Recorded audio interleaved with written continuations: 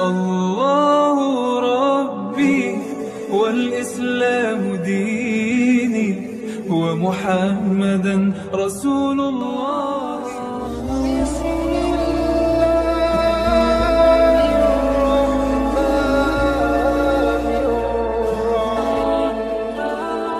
Oh iya iya. Terima kasih Dokter Ambia atas pertanyaannya. Saya jawab satu-satu ya dok. Izin menjawab Pak Camat, Bu Dokter, Direktur Beni, dan semua hadirin. Kalau dalam kondisi puasa kayak gini, di pagi-pagi kita pasti kering ya, masih mulai kenyang ya pas habis sahur.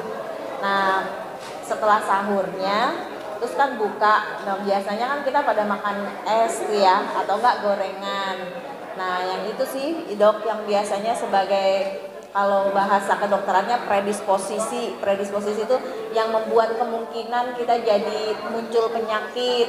Ya, penyakitnya ya batuk, pilek, tenggorokannya gatel, tenggorokannya jadi sakit.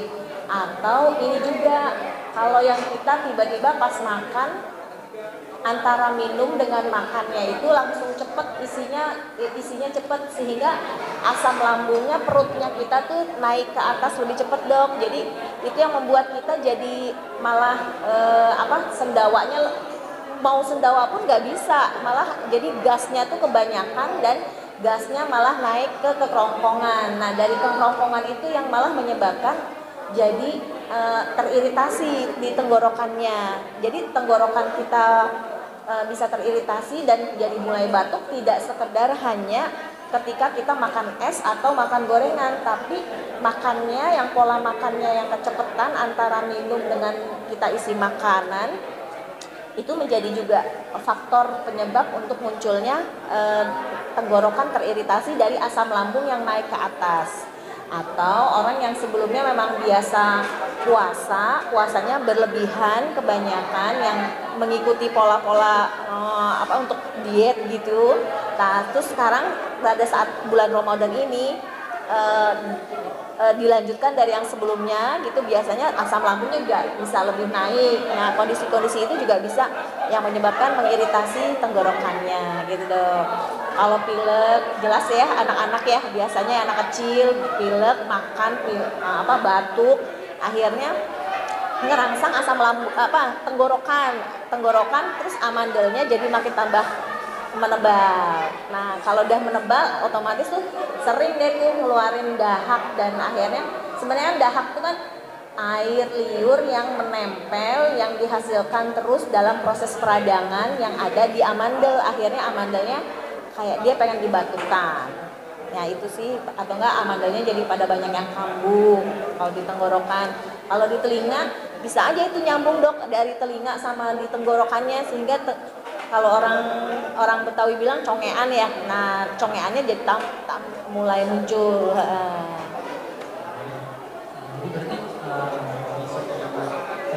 Hidung, pilek, kemudian telinga, congeknya mungkin sama tenggorokannya. Ya.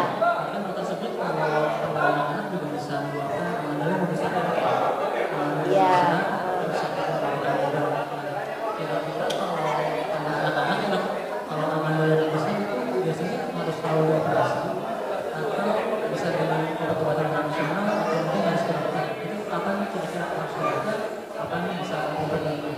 Iya.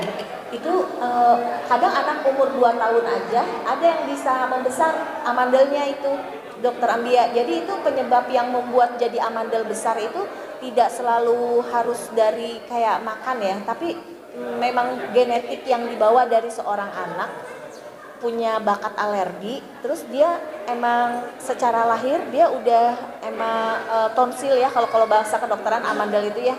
Tonsilnya itu udah muncul ke T2 gitu dok, anak-anak bayi. Jadi pas dia umur setahun 2 tahun pas mengenal makanan, di awal dia mengenal makanan kan setahun 2 tahun ya. Nah itu ada beberapa makanannya itu tiba-tiba membuat mereka alergi gitu, sehingga merangsang si amandelnya makin membesar. Iya di umur berarti kan Berarti kalau melihat situasi seperti itu tuh berarti kan sebenarnya faktor untuk munculnya amandel pada umur 2 tahun gitu kan bisa jadi dia ini ya disebabkan karena ada faktor genetik gitu. Nah, kalau kapan kita menentukannya operasi ya pada saat misalkan emang sudah mengganggu proses waktu dia tidur, Dok. Dia tidur terus dia sampai nggak bisa bernafas waktu lagi dia tidur, karena pada saat lagi kita tidur ya lidah kita tuh ke belakang sehingga amandel yang di kanan kirinya membesar, terus lidah di tengah-tengah akhirnya nutup, akhirnya dia kayak kesulitan bernafas, terus dia harus kayak terbangun pada saat dia tidur. Nah, anak-anak yang kayak gitu tuh biasanya berat badannya turun, makan juga males, terus makan males mungkin juga mengganjal ya, keganjel. Sama kalau pas lagi dia mulai mulai dia aktivitas sekolah, biasanya malah pada siang hari itu malah dia ngantuk karena tadi malamnya nggak konsentrasi tidurnya nggak nyenyak. Nah, yang kayak gitu sih yang kalau saya sih biasanya saya saranin operasi gitu. Kalau misalkan nggak mau ya nggak apa-apa. Terus kalau pertanyaannya lagi apakah itu bisa dengan obat-obatan tradisional, prinsipnya obat-obatan yang tradisional itu kan belum ada kayak lisensi secara medikal internasional. Tapi selama misalkan emang ada pasien gitu atau keluarga pasien yang bilang pakai apa nyaman-nyaman aja, terus mulai mengecil, terus dicampur dengan obat-obatan yang dia kontrol ke rumah sakit gitu. Saya tipe yang tidak menolak gitu, maksudnya harus saklek pakai obat dokter tuh enggak, gitu aja. Jadi untuk pengobatan amandel bisa dikombinasikan ya, Dok ya, antara Iya. nasional dan pengobatan secara medikal. Medikal. Nah, mungkin kita lihat ya kasus yang lalu terkait dengan congehan ya, Dok ya. Mungkin ini agak menarik sih, Dok. Karena dulu ketika saya masih kecil, teman-teman tuh banyak banget yang habis pulang itu, Dok, pulang main terus keluar ke congehan itu. Nah, tapi karena kita di kampung ya, Dok ya, itu masih di kampung, itu seringkali cuma dibersihin aja. Jadi kejadian tersebut berulang-ulang terus setiap habis main habis main kayak gitu. Kalau kondisi kita enaknya penyebab congehan itu sebenarnya apa? Kenapa dia bisa berulang terus? Kenapa nggak sembuh-sembuh gitu? Dan kenapa juga seringnya di anak gitu? Kalau yang dewasa kayaknya nggak terlalu, maksudnya nggak terlalu obvious ya, nggak terlalu jelas.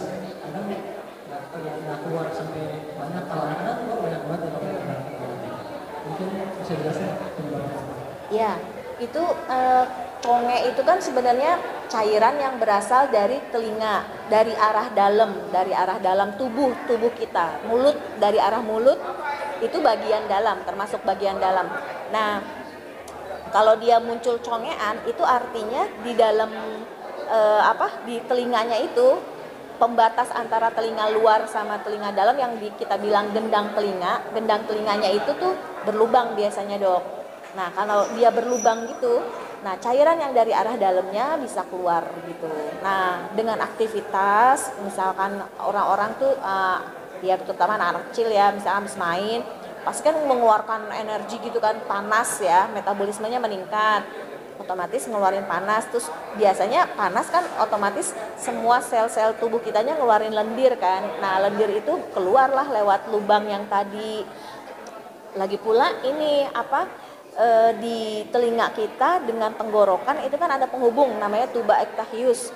Nah, kalau tuba ectahius pada anak tuh biasanya datar, Dok. Jadi dia nggak tegak. Jadi ketika dari tenggorokan dia slemnya banyak gitu, akhirnya si slem itu bisa naik ke atas tuh lewat saluran tuba, atau mungkin tidak naik tapi sama-sama proses peradangannya di saluran tubanya lebih mudah meleleh pada saat lagi meradang, sehingga dia masuk di dalam kafum timpani, kita istilahkan ya, telinga tengah itu. Dan dia, nah di telinga tengah itu ngeluarin lendir yang berasal dari saluran bawah tadi, saluran tuba ectahius tenggorokan, dari tenggorokan naik ke atas, ya akhirnya keluar terus dia dengan pemicunya yaitu bermain gitu, Dok. Salah satunya bermain.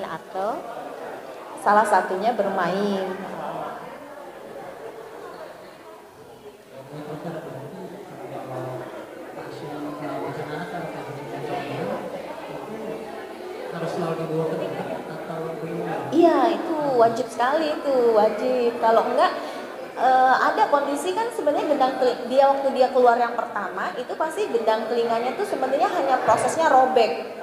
Nah yang namanya gendang telinga itu kan ada 3 lapis dia. Nah kalau waktu bayi, kalau misalkan bayi itu ada congean, itu mungkin lapisan pertama yang robek, terus dia mulai kayak balita atau dia mulai anak-anak gitu, terus dia bermain atau 4-5 tahun sampai dia mulai mau kayak ke remaja gitu, masih umur 10 atau 8 tahun masih suka lari-larian itu kan ya. Nah itu tuh biasanya udah robekan yang kedua, lapisan yang kedua robek. Nah kalau udah lapisan kedua robek itu dan berulang, itu nanti bisa sampai ke lapisan yang ketiga dan akhirnya benar-benar total lubangnya. Dan itu memang yang harus dipantau terus pada anak-anak, harus lebih baik cepat-cepat dikontrol ya kalau ada proses penyakit kayak gitu. Jangan dianggap ringan, jangan dianggap enteng gitu. Cepet-cepet segera ke puskesmas dan nanti minta dirujuk ke THT.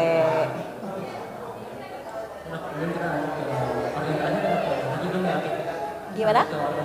Gimana? Oh siap, oke. Oh mimisan, iya.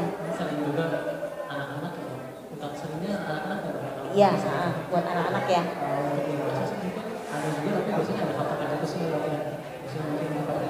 Iya.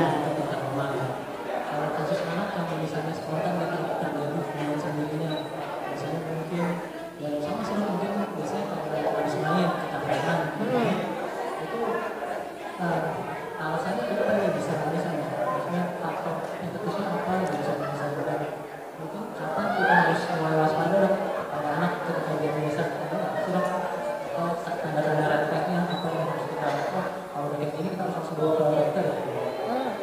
Nah itu kalau mimisan tuh lapisan yang ada di dalam rongga-rongga hidung itu saling bergesekan dok. Nah dia bisa bergesekan itu penyebab awalnya karena memang salah satu dari bagian yang tengah dan sampingnya dari hidungnya itu lapisannya membekak. Nah dengan aktivitas atau dia demam atau ya bermain atau dia emosi berlebihan, main kegirangan, terlalu bersemangat juga bisa aja kan konkanya jadi ada di dalam rongga hidung, ada namanya konka dok. Nah konka itu selalu ada di dinding pipi. Kalau yang lubang hidung kiri dia nempelnya si konka itu ada di lubang pipi kiri. Kalau yang di sebelah kanan konka kanan. Nah sekat hidung juga ada juga orang-orang tuh sekatnya bengkok. Jadi si sekat itu yang saling beradu dengan lapisan dari si konka gitu loh. Nah saling akhirnya dengan kondisi dia peradangan atau apa saling bergesek deh jadinya, terus berdarah. Kalau tanda-tandanya, nah konka itu tuh yang kalau kita lihat orang suka lihat bilangnya katanya ada polip di hidung. Nah itu bisa jadi sebenarnya bukan polip dok, itu bisa jadi sebenarnya konka. Dan konka itu dia bentuknya tuh manjang gitu dok, kayak pipa gitu. Nah jadi waktu dia kalau mimisannya yang pertama hanya benturannya sedikit, berdarahnya dikit. Tapi kalau sampai meluas gitu, bengkaknya sampai ke arah belakang, nah gesekan dari konka bagian belakang ke sekat hidung, lapisan sekat pembatas hidung, sekat hidungnya. Jadi nggak cuman di depan, tapi sampai ke belakang. Nah itu yang bikin perdarahannya kayak ngocornya banyak. Ada suka bilang, kok dok pasien ini anak saya kok misalnya sampai ngocornya sampai banyak banyak dan lama gitu. Terus kadang sampai menjadi gumpalan. Nah satu lagi dok yang harus diperhatiin, kalau pada proses perdarahan di dalam tubuh kita tuh selalu ada proses yang menggumpal. Nah kalau penggumpalan itulah tuh yang sebagai petanda dok. Itu kalau misalkan dulu misalkan mimisan nggak sampai menggumpal. Nah kalau udah sampai ada proses menggumpal kayak lendirnya kayak hati ayam coklat ya kecoklat. Nah itu tuh biasanya udah pertanda orang tuanya tuh harus warning tuh kalau anaknya sekali waktu misalkan kemarin-kemarin mimisan biasa aja terus tiba-tiba sekarang mimisannya ada gumpalan. Nah itu tuh cepet-cepet deh, nggak cuma pakai sirih kan, kadang suka pasien tuh keluarga sih pakai sirih doang. Iya itu lebih baik ya minta pengobatan yang ada obat-obatan untuk pemberhentian darah lah, itu udah harus biasanya dikasih lah kalau dalam kondisi yang kayak gitu ya, gitu dok.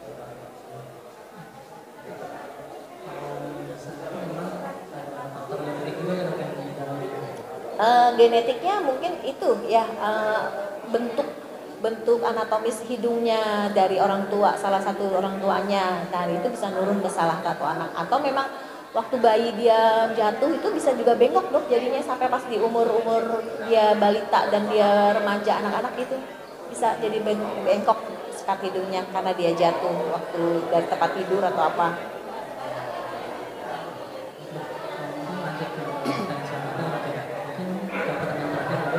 Iya ya, silakan. Untuk anak kecil yang sering pilek itu, sering pilek atau sering bersin-bersin pagi hari, itu kan mungkin lebih ke arah alergi ya dok ya. Juga anak yang sering alergi debu atau alergi dingin gitu ya dok ya. Bisa nggak sih untuk alergi kita kendalikan, kita kontrol gitu? Karena sih obat-obat alami mungkin yang bisa di stok gitu di rumah, anak-anak yang punya alergi dingin atau alergi debu.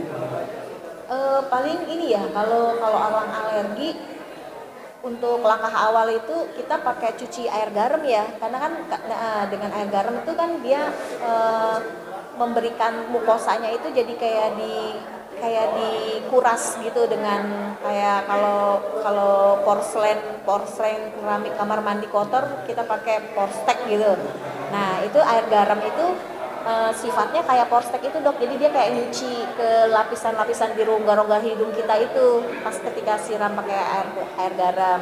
Kalau untuk dia sampai alergi itu mungkin emang harus banyak-banyakan makan sayur yang hijau kali ya, sehingga dia mukosanya tuh nggak mudah saling rapuh gitu, sehingga dia muncul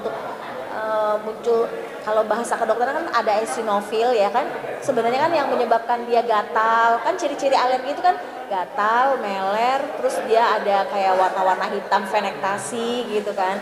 Nah waktu dia gatal itu tuh kan histamin keluar, histamin kan berasal dari eosinofil. Nah ya mungkin siapa tahu kalau kita banyak makan sayur, makan buah, nah peningkatan eosinofil itu bisa dikurangin gitu loh.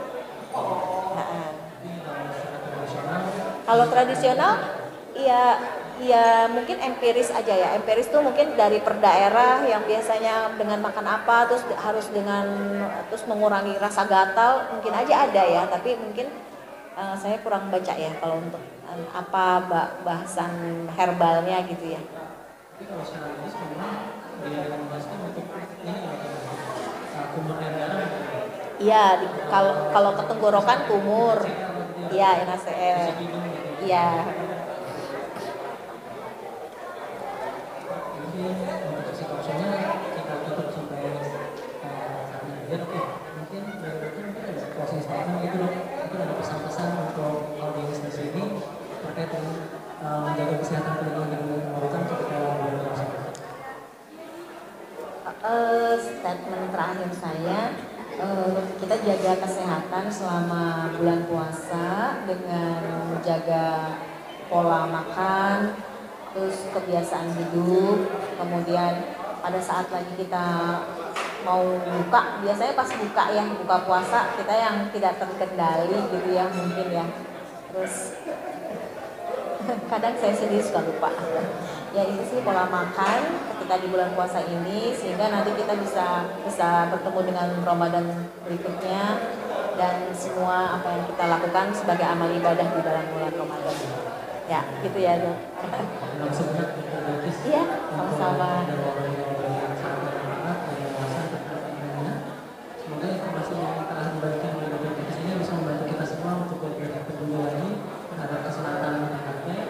Dan terima kasih juga pada seluruh peserta yang sudah hadir dan mengikuti acara ini dengan terima kasih banyak. Terima kasih banyak. Iya, dokter Ambia.